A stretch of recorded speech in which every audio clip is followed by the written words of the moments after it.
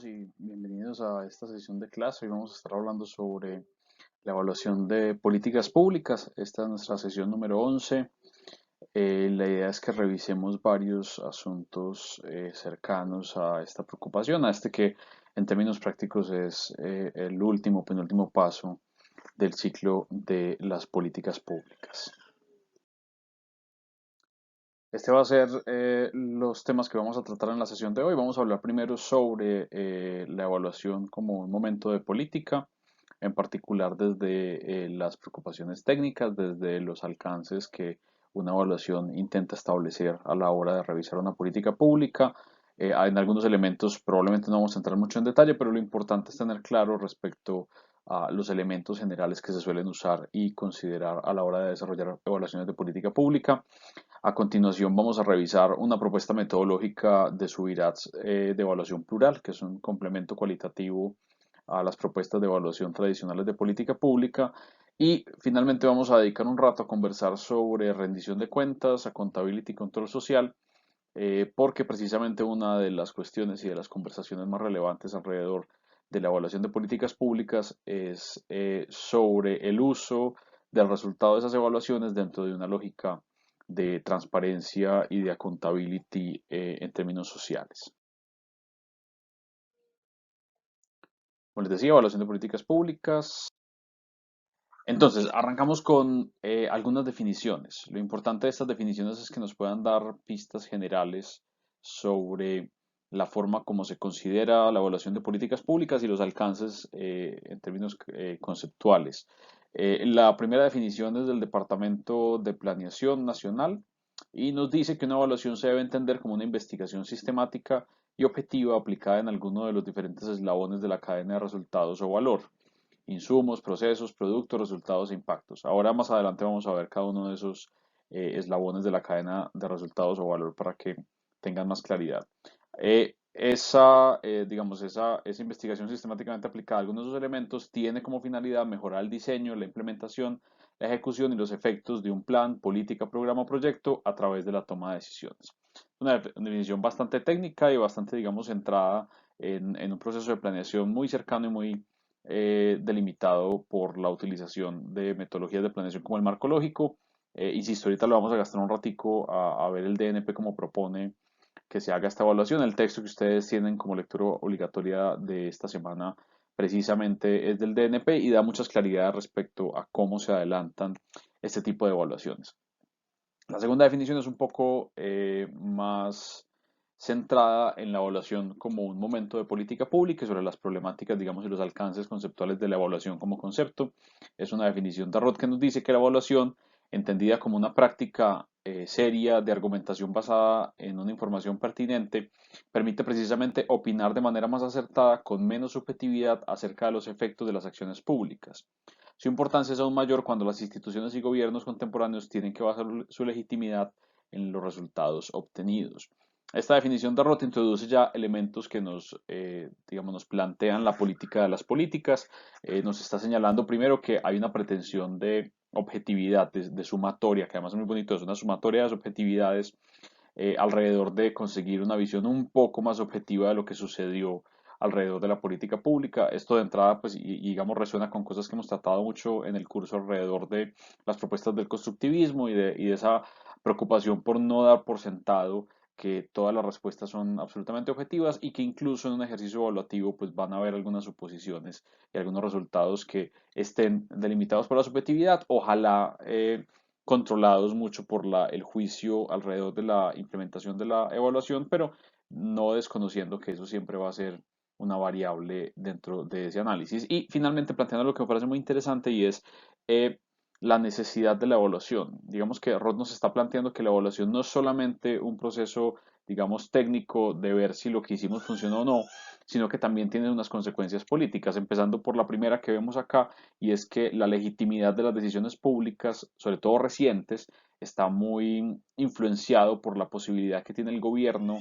de plantear efectivamente que lo que hizo o lo que está haciendo funciona. Es una lógica de la legitimidad como efectividad.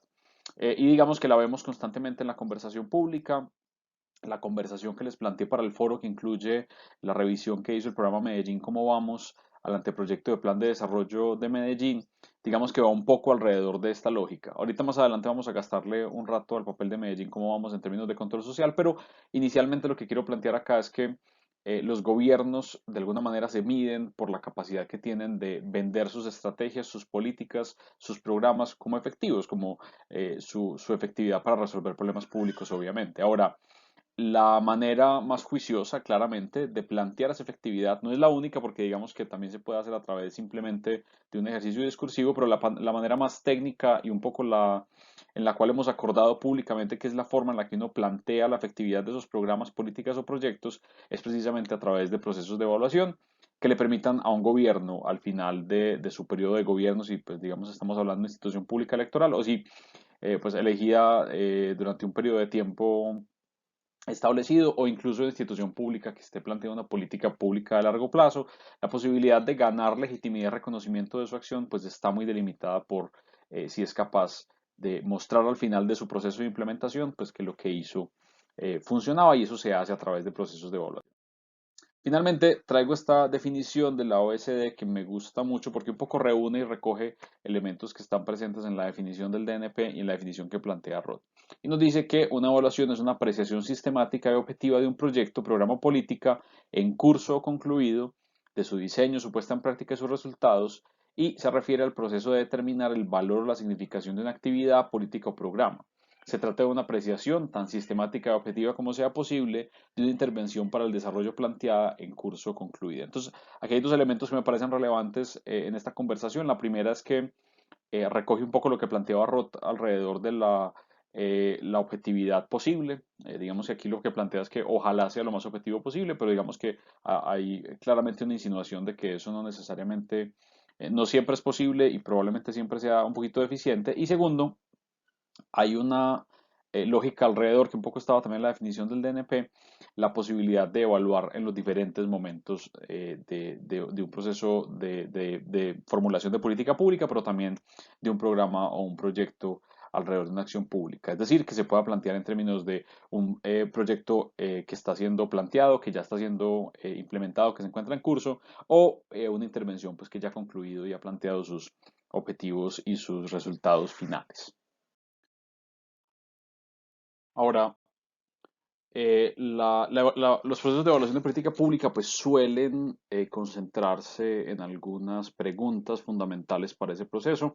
Esto puede cambiar un poco también dependiendo del momento durante la formulación de la política pública en el cual nos planteemos un proceso de evaluación, pero en general suelen ser algo parecido a estas 6 preguntas que tengo en esta diapositiva. La primera es si se pueden encontrar alternativas diferentes para alcanzar el mismo objetivo, es digamos una evaluación alrededor o centrada sobre las alternativas posibles. La segunda es si los recursos podrían usarse de mejor manera, que es una pregunta por la eficiencia sobre todo, si se pueden lograr mejores cosas con menos recursos o si se dispone de una manera diferente lograr mejores resultados. La tercera es sobre el diseño de la política. Esto puede tener criterios normativos, es decir, si la política cumplió con los procesos que normativamente se han establecido para adelantar ese diseño, o puede ser una pregunta por la técnica, es decir, si la misma, digamos, el mismo marco de diseño establecido o escogido por la política se cumplió en su formulación. Imagínenselo, por ejemplo, en revisarse una política utilizando el marco lógico, pues digamos que siguió los pasos particulares de la metodología o incumplió con algo durante el diseño. La cuarta es si se encuentra bien implementado, digamos que este se centra en los problemas de implementación, algo que hemos conversado en las últimas sesiones, si se encontraron dificultades a la hora de llevar a cabo las acciones, de reunir los recursos y ponerlos a disposición, de abrir los escenarios de participación o de intervención, etcétera, si en la implementación hubo problemas y a qué se debieron. La cuarta sobre los efectos del programa es efectivamente pues qué logró la implementación de, insisto, la política, el programa o el proyecto. Y el sexto, perdón, es sobre si el programa logró su objetivo. Ahora, esta posibilidad de lograr el objetivo es interesante porque también está intentando evaluar digamos, la meta establecida por la misma política, el mismo programa. independiente de los efectos que pudo tener. Los efectos pueden ser planeados o pueden, digamos, ser indirectos y no estar necesariamente dentro de los efectos esperados, pero el objetivo del programa, pues digamos que fue definido por el mismo proceso de planeación y por tanto, pues debería llevarse a cabo, digamos, conseguirse independiente de cualquier cosa. En la definición que revisábamos del DNP hace un momentico, hablamos sobre la cadena de valor, la cadena de resultados. Esta gráfica que traigo acá es un poco la representación de esa cadena de valor, cadena de resultados, y lo que plantea es tradicionalmente a qué se concentra o en qué se concentran los procesos de evaluación de políticas públicas, de programas o de proyectos, particularmente cuando ya se ha digamos, finalizado un proceso de implementación. Esa cadena, pues esos eslabones de la cadena son cinco, son los insumos, los procesos, los productos, los resultados y los impactos. En insumos y procesos estamos hablando sobre los recursos que utiliza tanto la política, el programa o el proyecto para lograr o intentar lograr sus resultados. En insumos nos estamos refiriendo a los recursos, sean financieros, humanos o materiales, que se usan en la intervención. Cuando hablamos de procesos, estamos hablando de las actividades que se emprenden el programa con los cuales se movilizan o se transforman los insumos para generar productos específicos. Precisamente de esos procesos deberían salir los productos, ahí ya digamos que nos centramos en los efectos de la política. Esos productos son los bienes o servicios que se obtienen a través de la intervención o que se usan en la intervención. Los resultados comprenden los cambios en las condiciones de los beneficiarios a corto y mediano plazo que ocasionan los productos creados por la intervención, y los impactos son los cambios reales producto del programa del programa en medios de términos de bienestar de los beneficiarios, digamos, los resultados un poco a largo plazo alrededor del cambio de la situación inicial en la que se encontraban las personas que reciben los impactos de la intervención. Ahora, esos efectos pues también pueden concebirse como transformaciones que se pueden describir, que son cuantificables y que pues en la población resultan de la relación entre causa y efecto. Ahora, esa cadena de resultado y cada uno de esos eslabones pues se vuelve susceptible de evaluación. Ahorita vamos a ver un poco, concentrarse en cada uno de esos momentos, qué implicaciones tiene para ese proceso.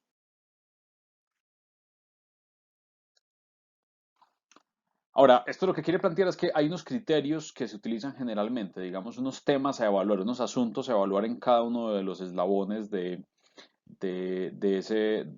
esa cadena de valor. Cuando nos estamos refiriendo a los insumos, las preguntas suelen estar dirigidas a los recursos físicos y humanos con los que se cuentan, a lo que se dispuso tanto por la planeación de la política pública como lo que se encontró al momento de la implementación. Eso puede variar sustancialmente, y pues esos recursos físicos y humanos, qué implicaciones pudieron tener o pueden tener en la implementación y en los resultados de la política. Cuando nos centramos en los procesos, hay unas preguntas por la rapidez y el valor de lo que se hace, y digamos que hay una preocupación casi organizacional alrededor de si el trabajo adelantado por las personas o por, digamos, las instituciones asociadas a la implementación de la política pública fue eficiente y efectivo y, digamos, pertinente alrededor de la transformación de esos insumos. Los productos, que es el tercer eslabón de esa cadena, suelen estar evaluados por una pregunta por las unidades producidas, es decir, si nuestra política estableció que había que disponer, no sé, digamos que alrededor de la situación en la que nos encontramos ahora, hay varias políticas de acompañamiento social que se centran, por ejemplo, en la disposición de alimentos o mercados que van dirigidos a la población vulnerable. Esos productos implicarían si se había establecido que durante un año de implementación, todos los meses, tuviéramos el acceso o hubiera disponibilidad de 150.000 o 200.000 mercados mensuales, pues que efectivamente esa unidad de productos fuera posible. Algo similar ocurriría en una, digamos, política alrededor de la provisión de un servicio público, de un servicio en términos de acompañamiento poblacional. Si estamos hablando sobre una política de formación en actitudes o disposiciones culturales alrededor de la música, el producto en este caso sería la cantidad de clases que pudieron salir transformadas desde esa relación entre insumos y procesos, y si esa cantidad efectivamente cumple con las especificaciones iniciales del proceso de planeación. El cuarto eslabón, que serían los resultados, se pregunta por los cambios logrados con la política en el corto y mediano plazo. Es decir, y volvamos al ejemplo alrededor de la provisión de sus servicios de acompañamiento o digamos esas clases de disposiciones como artísticas y musicales. El resultado en este caso implicaría si la gente efectivamente se inscribió, cuántas personas participaron, si hubo algún tipo de retroalimentación por la calidad del proceso en el cual se encontraban las personas, si hubo un nivel de satisfacción que fueran relevantes, etcétera. Y los impactos, que sería el último eslabón de la cadena, pues se pregunta por los cambios logrados con la política en el largo plazo. Ahí nos concentraríamos en preguntas sobre los cambios producidos en la población. Volvamos al ejemplo de las clases de apreciación musical. Ahí lo que entraríamos a ver es si hubo efectos sobre, por ejemplo, los comportamientos de las personas. Hay muchos estudios que han señalado que hay una relación importante entre la educación o la alfabetización musical y ciertas disposiciones, por ejemplo, a la prosocialidad o a una mejora en el desempeño educativo de los participantes, etcétera. Ahí habría que revisar, por ejemplo, si ese programa que nos estamos imaginando pudo tener un impacto sobre ese tipo de elementos en la población que participó y por tanto pues validar un poco la apuesta planteada por el ejercicio. Entonces esos serían los cinco, digamos, o las preguntas o criterios establecidos para abordar cada uno de los eslabones en esa cadena de valor. Ahora, ¿qué tipo de cosas nos deberían preocupar o deberían estar parte o hacer parte de la lista de asuntos relevantes a la hora de empezar a imaginarse, incluso empezar a implementar una evaluación de política pública? Lo primero es el reconocimiento de las mismas metas y objetivos generales del programa. Pues toda política pública, todo programa o proyecto, si fue formulado de una manera correcta, pues debe establecerse a sí mismo metas y objetivos, cosas que quiere alcanzar. No solo eso, sino que pues esas cosas que quiere alcanzar deben alimentar la posibilidad de resolver el problema, o de abordar y controlar el problema que se estableció inicialmente. Esto es algo que vimos con mucho detalle, no solamente durante la conversación sobre árbol de problemas, sino también sobre el marco lógico. Entonces, lo primero sería identificar efectivamente si esa política, programa o proyecto que vamos a evaluar, pues cuenta con esas metas y objetivos y ver cuáles serían y cuáles estableció. Lo segundo es la identificación de indicadores mesurables de esos objetivos. De nuevo, si la política, el programa o el proyecto fue formulado correctamente, pues debió establecer a sí mismo esos indicadores para poder hacer seguimiento a esas metas y objetivos. Ahora, y esto es interesante precisamente por la tarea o por la conversación que les planteé en el foro. Una de las críticas sistemáticas de que Medellín, como vamos, le hizo al proceso, al proyecto, perdón, anteproyecto de plan de desarrollo de la alcaldía fue la ausencia de indicadores claros o la utilización de indicadores que no tuvieran líneas base o, digamos, la referencia a indicadores que no necesariamente parecían estar midiendo el cumplimiento de lo que eran las metas objetivos establecidos por los programas. Digamos que esa disonancia entre los indicadores establecidos y las metas, que en otros casos además no eran tampoco claras, plantea un problema sustancial a la hora de reconocer si lo que se hace funciona o no. Revisen, digamos que ahí está la tareita para que la hagan en el foro, si lo pueden hacer sería genial, yo creo que da muchas pistas sobre este tipo de dificultades a la hora de revisar políticas públicas. El tercer elemento es el acopio de datos sobre los indicadores, tanto en el caso de las personas o cosas afectadas por el programa como en un grupo de control equivalente no afectado. Digamos que esto plantea dos preocupaciones. La primera, la posibilidad de que la información pueda ser recolectada y la segunda, pues la aplicación de grupos de control a la hora de identificar los efectos del programa. No todas las políticas públicas, programas y proyectos públicos utilizan esa posibilidad de tener grupos de control en parte por dificultades de recursos, en ocasiones también porque, como vamos a ver más adelante, los procesos de evaluación también están delimitados un poco por ciertas circunstancias políticas, pero digamos que casi siempre, y en particular esto se utiliza muchísimo en ciertos tipos de política pública, sobre todo de atención social, se intenta establecer grupos de control y grupos de intervención para poder evaluar los impactos reales y efectivos de la política pública. Y finalmente, pues el análisis de los datos sobre lo que se ha hecho y de los controles introducidos en vista de las metas y objetivos iniciales del programa, es decir, intentar ver si efectivamente se lograron los objetivos que se habían establecido. Ahora, eh, ¿esto que acabamos de conversar está un poco centrado en las evaluaciones más tradicionales que se realizan a proyectos, programas y políticas públicas eh, en términos técnicos. Son aproximaciones que están muy centrados en la posibilidad de revisar las metas y objetivos de las políticas, de hacerlo a través de indicadores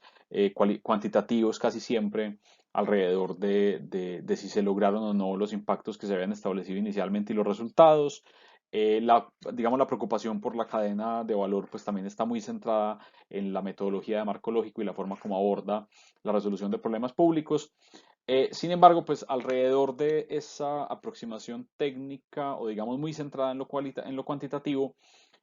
hay unas propuestas que intentan complementar esas evaluaciones con herramientas cualitativas. Una de las principales y de las más interesantes es la evaluación plural. La evaluación plural es una propuesta de Joan Subirats que lo que intenta, digamos, ya esto ya le hicimos referencia, si no estoy mal, en la sesión sobre mapeo de actores, porque precisamente es uno de los, digamos, de las herramientas que la evaluación plural propone para ampliar la conversación sobre los efectos de un programa. El enfoque de la evaluación plural mantiene que es necesario tomar en consideración los valores y opiniones personales de los actores participantes en la construcción de la política como tal, ya que la inclusión de estos en el proceso de evaluación permite visibilizar las tensiones que no permiten otros métodos de evaluación, más enfocados en el impacto. Ahora, la principal preocupación de Subirats para proponer la evaluación plural como alternativa y sobre todo como complemento a las evaluaciones más cuantitativas era considerar que en ocasiones la evaluación cuantitativa no podía no estar contando la historia completa de un programa o un proyecto y que habían aprendizajes sociales, lo va a plantear, digamos, lo va a llamar él, que podían estarse quedando por fuera de la historia que se contaba de estos programas. En términos prácticos, la evaluación plural consiste en tres pasos generales. El primero es que intenta identificar actores concernidos, que es básicamente todo aquel que tuvo algo que ver o que tiene algo que ver con la implementación del programa o de la política. De nuevo, fue algo que conversamos en el mapeo de actores y que un poco iría dirigido a que todos aquellos que se ven afectados de alguna u otra manera por la implementación de esa política, pues participen del ejercicio de evaluación. Esto además es interesante porque amplía, digamos que establece o cumple ese adjetivo que plantea Subirats de plural alrededor del reconocimiento de quienes evalúan el programa, algo que no necesariamente se realiza con una evaluación un poco más tradicional. Lo segundo es que hace un trabajo alrededor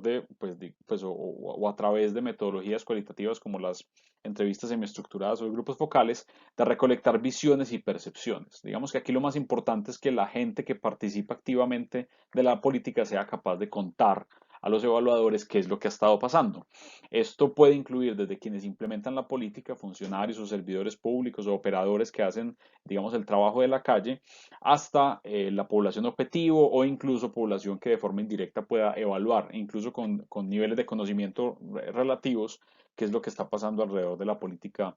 o del programa que se está implementando. Esa recolección de visiones y percepciones se hace de forma sistemática, digamos juiciosa obviamente, pero sí tiene una lógica de intentar encontrar ese complemento cualitativo a lo que sería una evaluación de corte un poco más cuantitativo. Y finalmente, pues la conclusión de ese proceso llevaría a señalar o identificar lo que Subirats llama aprendizajes sociales. Los aprendizajes sociales son un poco las lecciones aprendidas del proceso y lo que buscan es poder darle una visión un poco más amplia, más integral a lo que normalmente ha sido una evaluación más enfocada en los indicadores y las metas de gestión. Esto nos podría llevar, por ejemplo, a un escenario en el cual una política o un programa no es capaz o digamos falla al alcanzar sus propias metas establecidas y por tanto digamos sobre esa visión cuantitativa pues sería un fracaso e intenta complementarlo utilizando otro tipo de información para decir de pronto no es un fracaso, de pronto hay ajustes que se pueden hacer para conseguir eso, de pronto hay una posibilidad de que las metas fueron establecidas también de formas extrañas, puede llevar también a que encontremos impactos indirectos, ya hemos conversado varias veces en clase que algunas políticas pueden lograr impactos positivos no necesariamente intencionados y que entonces uno puede tener entre las manos una política que diseñó para una cosa pero termina funcionando para otra. Eh, Obviamente en las metas y los indicadores establecidos inicialmente eso no se va a ver, pues no se va a ver porque los objetivos iniciales no van a cambiar o las metas iniciales no van a cambiar, no van a alcanzarse y uno podría terminar, por ejemplo, pues acabando con un programa o una política que era socialmente relevante, era socialmente importante simplemente porque en los datos, pues no digamos, en los indicadores y las metas, eso no se pudo transmitir. Entonces, la evaluación plural, pues permite esa aproximación que amplía un poco la comprensión de la implementación y de la evaluación del programa o de la política pública y puede llevar, por ejemplo, pues a salvar políticas que podrían estar un poco condenadas al fracaso, pero también en encontrar cosas que sean, de nuevo, socialmente relevantes. De, digamos, ese término de aprendizaje social que se vuelve muy interesante, de asumir la evaluación como un proceso de aprendizaje, es decir, de encontrar pistas que ayuden a mejorar la política que se está implementando o a mejorar otro tipo de política o a diseñar una nueva política pública utilizando ese conocimiento, pero digamos no desperdiciar de alguna forma el proceso y particularmente el conocimiento que se va acumulando también en las personas que implementan la política y en las personas que están recibiendo los efectos de la política. Ahora, también señala pues, que la política o la evaluación no solamente puede servir como medio para medir o apreciar el desempeño de los instrumentos de la política o el diseño que se tuvo, sino también para fomentar el consenso entre diferentes actores interesados.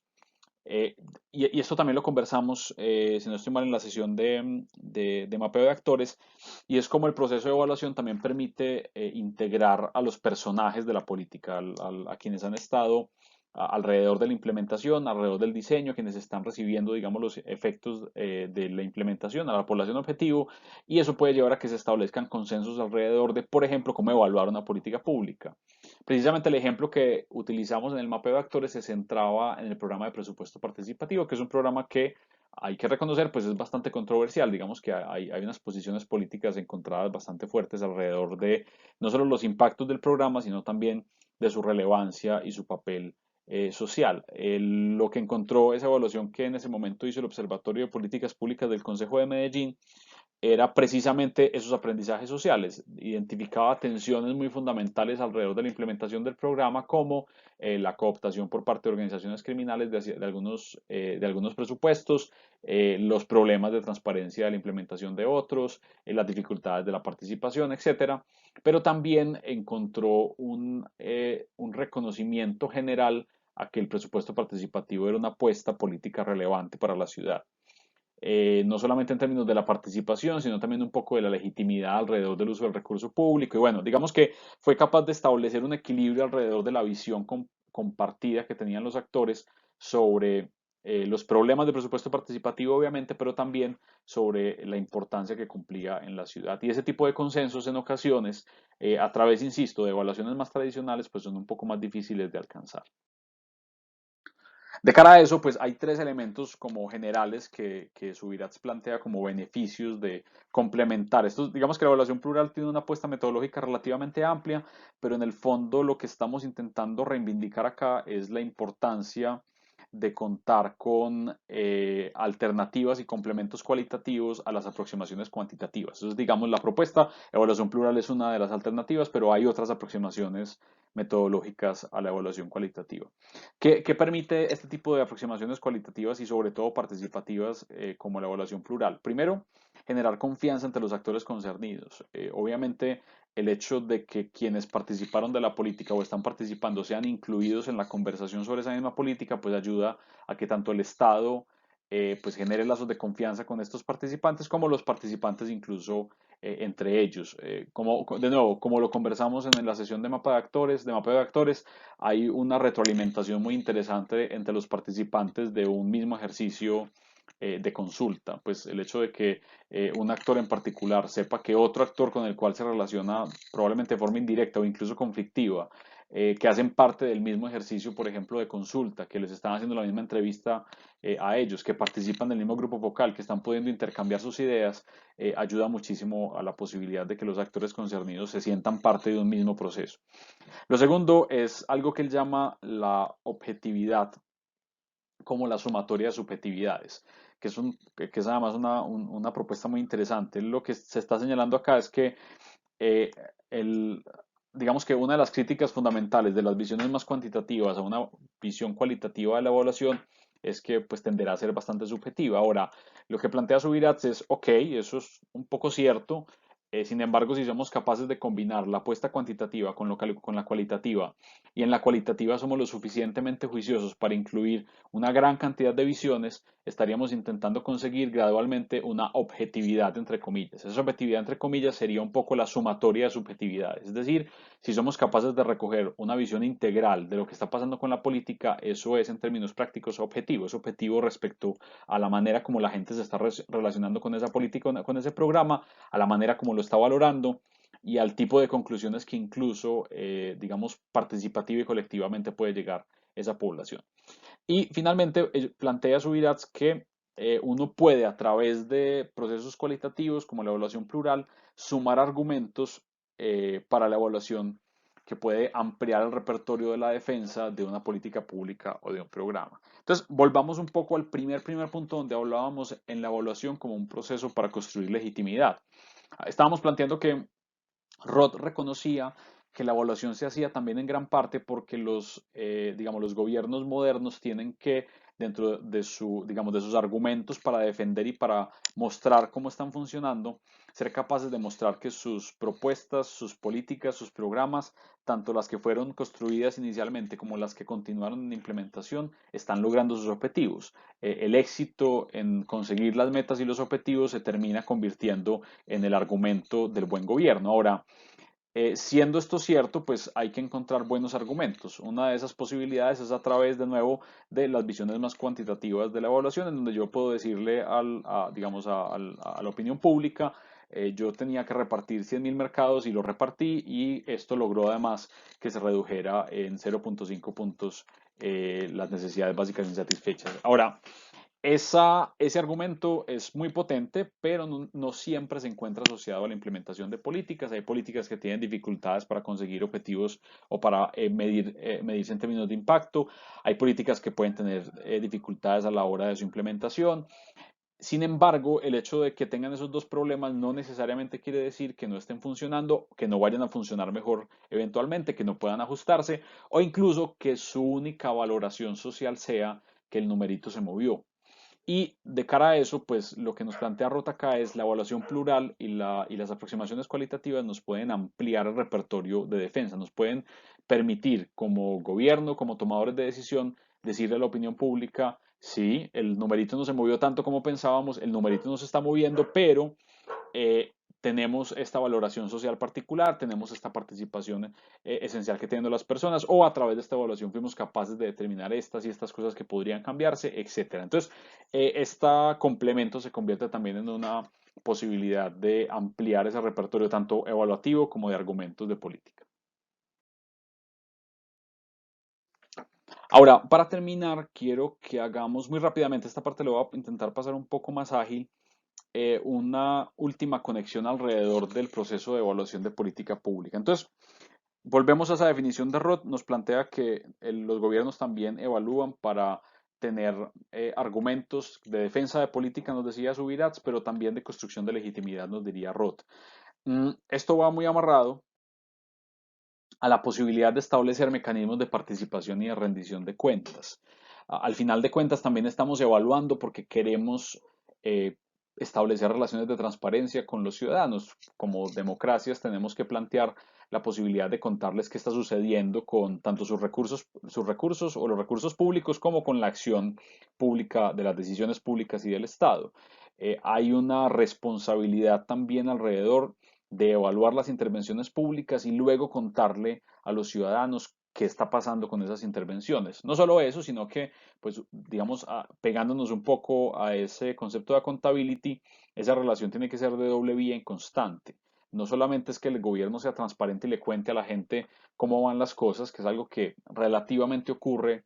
eh, que ocurre relativamente de forma frecuente y relativamente bien en la mayoría de los gobiernos locales, por ejemplo, colombianos, pero que también haya una disposición y una apertura a dar cuenta, a contar y a responder las inquietudes ciudadanas e incluso a valorar sus recomendaciones de ajuste. Digamos que accountability es un vocablo en inglés que no tiene una traducción literal al español. Hay, digamos, conceptualmente se han propuesto diferentes formas. Hay una combinación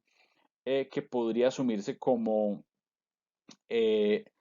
no solamente la apertura para contar, sino la apertura para responder y la apertura eventual para cambiar alrededor de la relación entre Estado y ciudadanos. Esa relación es difícil de alcanzar. La mayoría de los gobiernos suelen tener bastantes dificultades en asumir ese tipo de posiciones, particularmente en el último paso de lograr hacer ajustes alrededor de las propuestas de los ciudadanos, pero digamos que es un ideal al que deberíamos llevar y que hace parte, digamos, de la conversación constante en el diseño de políticas públicas. Eh, Aquí nos estamos pegando de un textico de Kunil que hace parte de las lecturas complementarias que tenían para esta sesión. Es interesante que lo puedan revisar porque digamos que abre a una conversación que no vamos digamos, entrar mucho en detalle durante esta sesión, pero que es muy relevante para la ciencia política alrededor de la accountability y la rendición de cuentas. David Boonbright nos dice entonces que se puede entender la accountability como el medio para influir el uso del poder, pero también asegura que es un proceso para crear frenos y contrapesos que aseguren que al menos privilegiado y con menos poder puede retar y reconfigurar las dinámicas del poder social. Entonces, como ven, el accountability como término supera sustancialmente las conversaciones que se han planteado alrededor de la transparencia, alrededor incluso de la rendición de cuentas. Legalmente los gobiernos tienen que hacer en Colombia rendiciones de cuentas, casi siempre ocurren a final de año, también hay informes de gestión alrededor de, por ejemplo, los planes de desarrollo que se realizan a final del cuatrenio, hay informes anuales de, de implementación y de resultados de los planes de desarrollo. Hay seguimientos en ocasiones casi en tiempo real de los indicadores establecidos y las metas de plan de desarrollo. Digamos que esos mecanismos de transparencia, de apertura, en el sentido de que el gobierno le deja a la gente conocer cómo van las cosas, están un poco establecidos y funcionan relativamente bien, sobre todo en ciudades grandes como Medellín, Bogotá o Cali. ¿Dónde está un poco la dificultad? En llevar esto a influir la toma de decisiones. Es decir, que los ciudadanos no solamente conozcan cómo van las cosas, sino que puedan participar activamente de lo que eventualmente serían ajustes. Ahí estaría un poco como la cuestión en donde accountability se empieza a convertir en un problemita de formulación y de diseño de política pública en términos de la implementación. En este sentido, vamos a retomar algo planteado por el profe Slava hace un par de años para que diferenciemos un poco conceptualmente de qué nos estamos refiriendo en este tipo de asuntos. Habría entonces, nos diría, el tres tipos de control social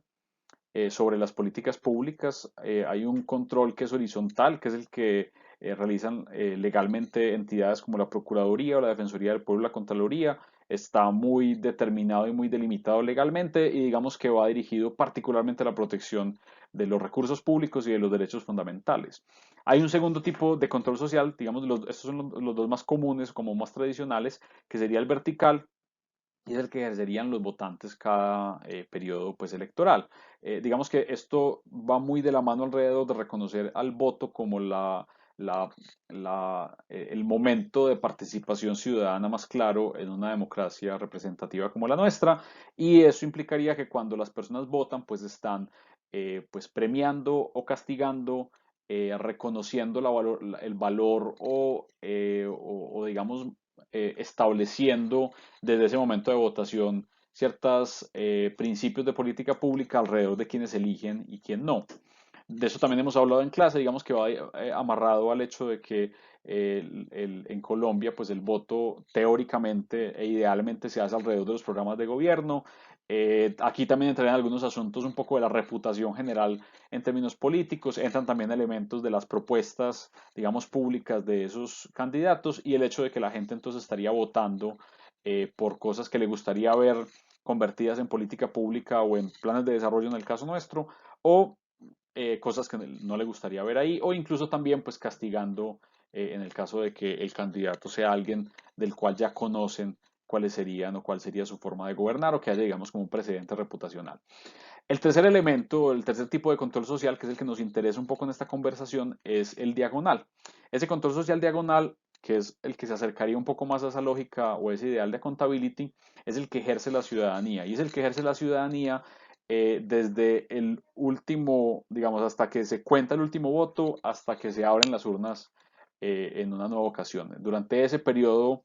que no es electoral, es el momento en el cual se podría ejercer ese control social diagonal, que sobre todo implica la participación a través o de los mecanismos formales de participación o de mecanismos informales de los ciudadanos. Esto incluye pues organizaciones, instituciones más allá simplemente de ciudadanos particulares en pedirle cuentas al Estado, en estar y hacer seguimiento a cómo va la implementación de sus políticas públicas. Perdón. Sobre ese elemento del control social diagonal, entrarían a funcionar, por ejemplo, organizaciones como Medellín, ¿Cómo vamos? Que es un poco la conversación que les planteé en el foro, porque lo que hace es hacer seguimiento de no solo del plan de desarrollo, que es digamos su preocupación principal, sino también de los indicadores y las políticas sociales y políticas públicas del municipio. Y lo hace a través de la recolección de datos, del análisis de esos datos, pero también a través de la apertura de foros, de la presentación de informes, de la reunión de expertos para conversar sobre ciertos temas, de establecer mesas de trabajo con la administración municipal, digamos de un trabajo activo que lo que intenta es mejorar, conocer cómo va la implementación de políticas públicas y recomendar mejoras con la pretensión de que haya una incidencia sobre la toma de decisiones, algo que creo yo que ha logrado Medellín, como vamos en un par de ocasiones, llevando a que se ajusten políticas públicas o políticas sociales.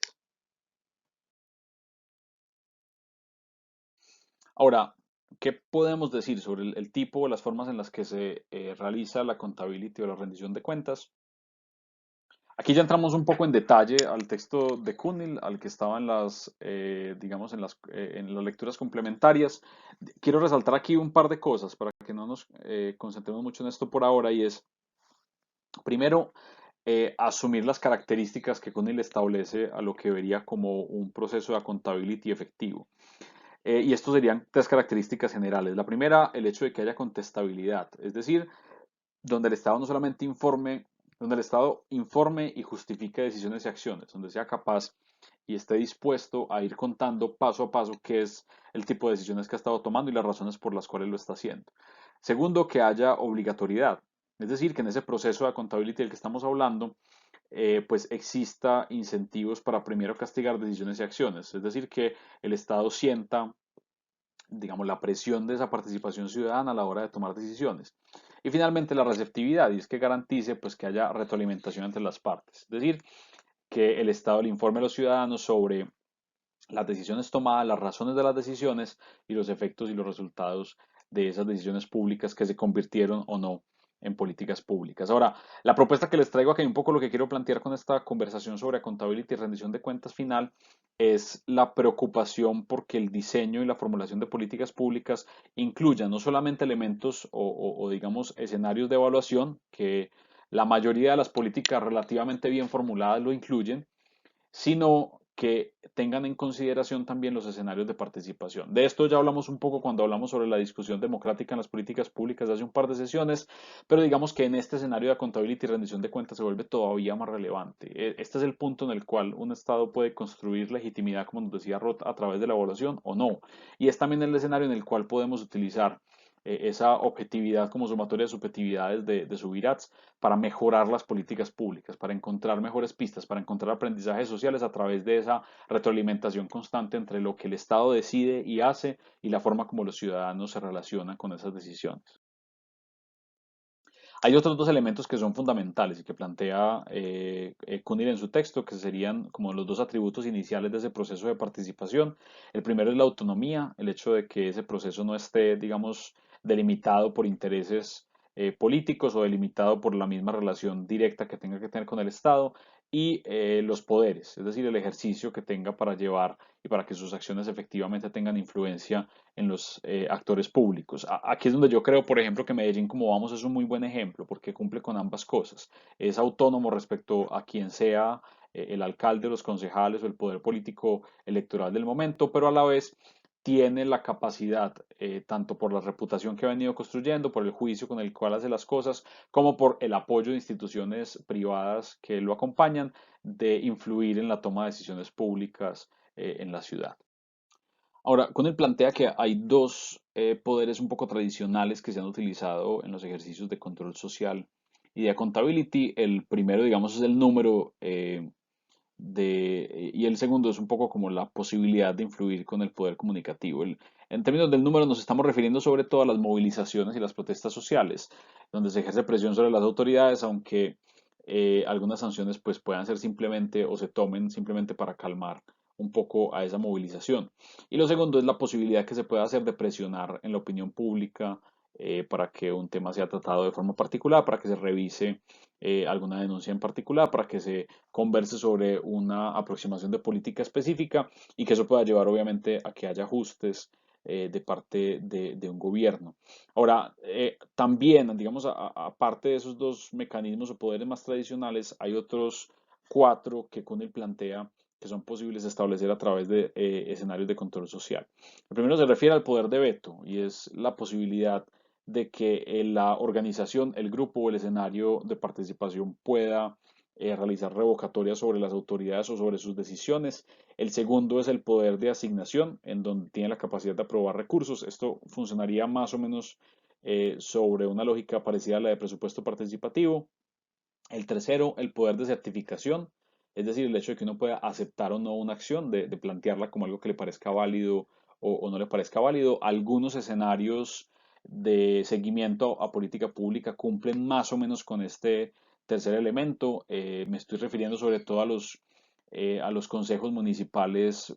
En Medellín, por ejemplo, hay un consejo municipal de cultura, hay consejo municipal de discapacidad, hay consejo municipal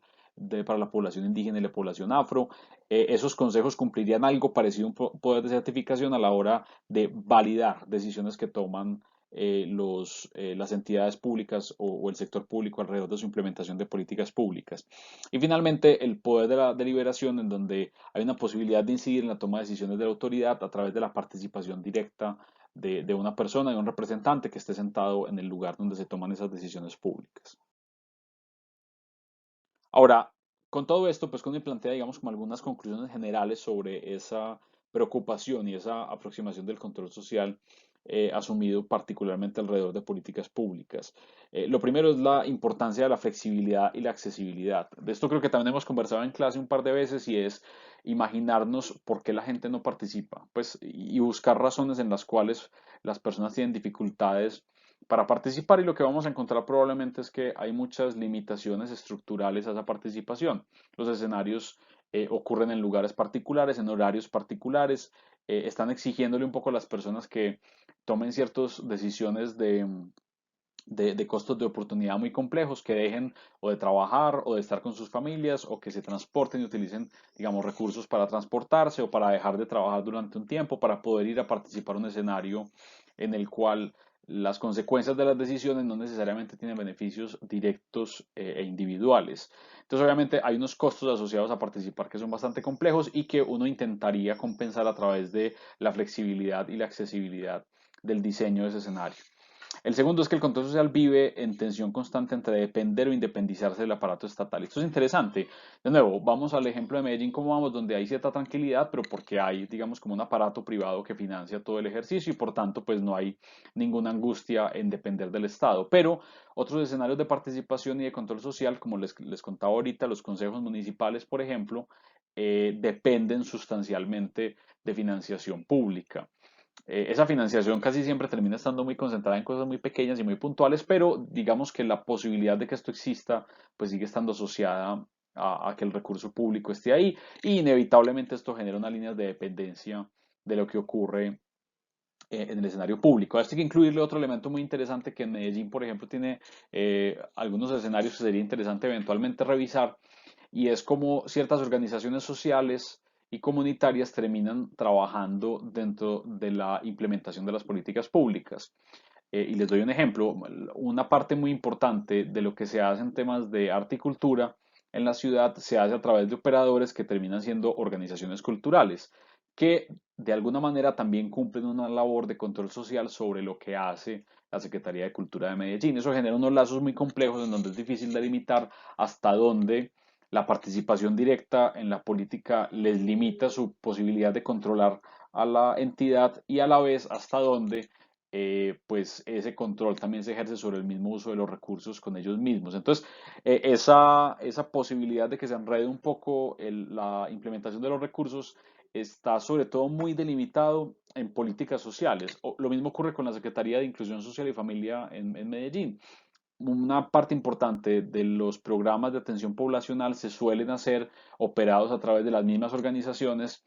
que teóricamente deberían ejercer el control social sobre la implementación de esos recursos. Eso genera una dinámica muy compleja en términos prácticos y plantea uno de esos dilemas que señala aquí Kunil en ese segundo punto. El tercer elemento es la dependencia básica del control social al poder público, en tanto es este el que provee los recursos directos para incluir sobre sus acciones y decisiones, que es un poco relacionado con lo que les planteaba anteriormente. El cuarto es que se hace necesario para el buen funcionamiento del control social promover el fortalecimiento de los poderes directos, es decir, darles dientes, consagrarlos por ley. Esto es difícil porque, pues claramente, tanto el gobierno, digamos, la conversación en términos de gobierno nacional como incluso los gobiernos locales siempre van a tenerle un poco de resistencia a que organizaciones por fuera de lo que tradicionalmente se ha visto como la institucionalidad puedan definir, por ejemplo, cómo se establecen eh, o cómo se disponen recursos asociados a una política pública. Y finalmente, el ejercicio del control social necesita una activa promoción y búsqueda de recursos de poderes sociales y de la mejor institucionalidad judicial y la tendencia estatal en pos de la rendición de cuentas. Básicamente el hecho de que esto sea valorado como algo positivo y necesario en términos sociales. Esto es difícil porque obviamente es muy probable que ocurra que los gobiernos entiendan el control social como ejercicios políticos de oposición. Esto también puede ocurrir y digamos que el hecho, digamos que la dinámica partidista y de control político también pasa por una dinámica de control social, pero no se puede reducir toda expresión de control social a una expresión de control político. Inevitablemente el hecho de que esto exista en el escenario pues complejiza la manera como los gobiernos entienden ese control social y puede llevar a que haya una relación conflictiva entre los gobiernos y quienes ejercen ese control social y por tanto pues una baja valoración o poca valoración de ese ejercicio de control. Ahora, resumiendo un poco esto, el profe Slava nos plantea, digamos que unas preguntas, cuatro preguntas como guía generales para identificar cómo abordar esta conversación sobre rendición de cuentas y accountability en políticas públicas. La primera es una pregunta por quiénes deberían hacer esto y pues en este escenario sería cualquiera, desde individuos hasta colectivos, pueden, mientras que estén pues en función de los intereses públicos, ser susceptibles de participar y de hacer parte de ejercicios de accountability. El cómo es una preocupación sobre todo por la autonomía, el hecho de que ese ejercicio se pueda hacer bajo condiciones de autonomía. Ya vimos algunos de los elementos que implicaría esa autonomía, de las dificultades que enfrenta, pero digamos que ese sería el ideal alrededor del cómo. El cuándo sería durante estos momentos establecidos de política, la preparación obviamente de la implementación, el monitoreo y la retroalimentación sobre decisiones y acciones. Y el con qué, pues, es señalar que los recursos para forzar la observancia de los deberes administrativos que pueda devenir en consecuencias para los poderes públicos. El con qué acá es de nuevo una preocupación por las herramientas, por los dientes con los cuales cuenta el ejercicio de accountability para obligar de alguna forma a que los estados no solo tengan en cuenta sus observaciones y participación, sino también sus recomendaciones para la toma de decisión. De cara a eso, pues, ¿cómo ocurriría y cómo se podría revisar, digamos, de cara a unas etapas generales de política pública? Las etapas previas, el escenario de participación serían las actividades predecisionales como la formulación y el análisis de decisiones y presupuestos, que es un poco los primeros momentos de la política pública. ¿Qué instrumentos se podrían utilizar acá o se utilizan acá normalmente? Pues la deliberación electoral, que es lo que ocurre, digamos, en los debates y en las conversaciones previas a una elección, el trabajo que realizan los consejos territoriales de planeación que revisan los planes o los anteproyectos de planes de desarrollo, los escenarios de presupuesto participativo y un mecanismo pues, que es muy usado, que es el derecho de petición para pedir información. En la etapa concomitante, que es un poco el momento de la implementación, cuando está funcionando o está ya existiendo o existe la política pública, pues habría un seguimiento al manejo fiscal del territorio, es decir, al uso de los recursos sobre la intervención y una supervisión del desempeño de la política en términos prácticos. Esto se suele hacer a través de veedurías ciudadanas que se constituyen en parte para hacer seguimiento a ciertas políticas públicas o a toda la función estatal. La rendición pública de cuentas, que como les decía es algo que ya la mayoría de los gobiernos hacen de forma sistemática, y la información en línea o el Open Data. Ese último alrededor del Open Data y la información en línea es un poco, está un poco de moda, hace parte de muchas conversaciones alrededor de cómo liberar los datos para que la gente pueda conocerlos. Hay esfuerzos interesantes en varios, pues en el Estado colombiano, nacional y local. En el Estado local, durante los últimos años, el Departamento de Planeación ha estado liberando varias bases de datos. Digamos, desde hace ya varios años hay una disposición a que la información sea lo más disponible posible. El mismo Medellín, como vamos, digamos que funciona a través de analizar muchos datos que son entregados por la misma alcaldía y que de nuevo son un poco, con algunas limitantes, son abiertos al público. Y finalmente, pues en la etapa posterior sería la que se conectaría un poco más con la conversación que hemos tenido hoy alrededor de la evaluación y es pues el escenario de la evaluación de impacto, el hecho de que se pueda revisar qué sucedió y ahí entraría como instrumento los observatorios de política que se dedican con un poco más de técnica y preocupación a revisar qué sucedió con las políticas públicas. Ahora, esos observatorios, la alcaldía tiene uno en el departamento de planeación, el Consejo de Medellín tiene otro observatorio de políticas, hay cosas similares en algunas universidades de la ciudad que hacen seguimiento a políticas públicas. Insisto, el mismo Medellín, como vamos, se podría asumir en ciertos momentos como que realiza un trabajo de observatorio de políticas al revisar ciertas políticas públicas de forma especial. Y finalmente, esa aproximación que nos propone Slava a introducir estos elementos de rendición de cuentas y accountability en las políticas públicas señala también un recorrido alrededor de esa introducción. Lo primero es tener súper claros los puntos de entrada, identificar los objetivos prioritarios de control y los puntos débiles del logro de los resultados previos, es decir, en dónde se va a concentrar ese proceso de revisión y evaluación. Lo segundo es obtener la información, pues, que sea confiable, oportuna, que tenga una calidad que pueda plantear eso, que incluya fuentes oficiales, pero que también pueda incluir fuentes de información independientes, que en este caso podrían ser ciudadanas. Obviamente un proceso de análisis de información, ojalá incluyendo expertos, pero también la participación ciudadana dentro de la revisión de esos datos y esa información, la divulgación de esa información, establecer estrategias de comunicación que tenga esa organización o ese grupo que está ejerciendo, digamos, trabajos o procesos de accountability y rendición de cuentas, eh, que permitan que la gente conozca los resultados de lo que se está haciendo. Motivar, que es pues apoyar esa rendición de cuentas a través de acciones colectivas de los ciudadanos, de la disposición de la información, de la apertura de escenarios de deliberación y de conversación tanto con la administración como con los ciudadanos y los participantes adjuntos. Y finalmente, la posibilidad de negociar el cambio, que sería la posibilidad de crear una capacidad de incidencia a través de la promoción o la presión que lleve al cambio de políticas públicas. Esto sería un poco lo que ocurriría con los resultados en la mano y lo que pues esa organización, grupo o personas adelantando ejercicios de accountability intentarían hacer con la administración directamente. Entonces, un poco para resumir lo que hemos conversado hoy. Arrancamos la sesión conversando sobre la relevancia de la evaluación como proceso o como parte del proceso de política pública. Revisamos algunas definiciones generales sobre las políticas, sobre la evaluación de políticas públicas y la manera como nos amplían o nos plantean tres conversaciones. La evaluación como la posibilidad de reconocer si nuestra política, programa o proyecto fue efectivo o no, si alcanzó sus metas objetivos, la posibilidad de que esa evaluación nos ayude a construir legitimidad y el hecho de que en la evaluación se recojan aprendizajes sociales relevantes para la toma de decisiones, sea que esa toma de decisiones implique eliminar, modificar o continuar con la política pública. También revisamos una propuesta complementaria de Joan Subirats sobre la evaluación plural y la manera como las aproximaciones cualitativas pueden complementar la ya muy común y extendida aproximación cuantitativa a revisar indicadores, metas y objetivos. Y finalmente, conectamos esa conversación con la preocupación por incluir elementos de accountability y de rendición de cuentas en el diseño, la implementación y la evaluación de políticas públicas.